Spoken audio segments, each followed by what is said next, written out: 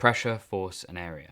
Although this is found in physics, you can get questions in mathematics. So pressure equals force divided by area. That is the formula you need to know. But we've got the force and we've got the pressure, so we need to find out what the area is. So let's say this is a system pressure that's being applied at a force of this.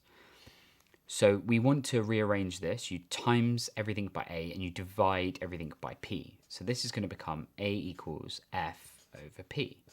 So A would equal force, which is 2,000, divided by 5, and then that's going to be 400 meters squared. Oh, that should be a newtons there as well. Shouldn't forget that.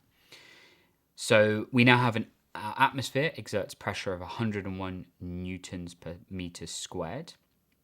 Let's calculate the force of 1 square centimeter caused by the atmosphere. So 1 centimeter squared is what we're dealing with. So pressure equals force over area.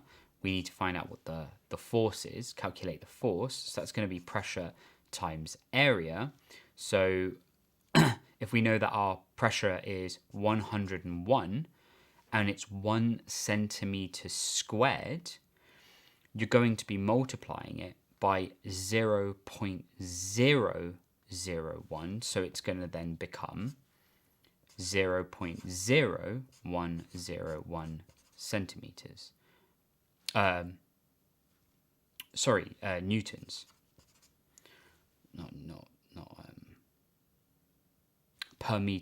per centimeter squared. Per newtons per meter squared. That is really messy. So now in this instance, you have a cylinder that stands on a circular end. Wow, say that. A cylinder stands on a circular end. The force is 2 newtons and the cylinder radius is 0.5.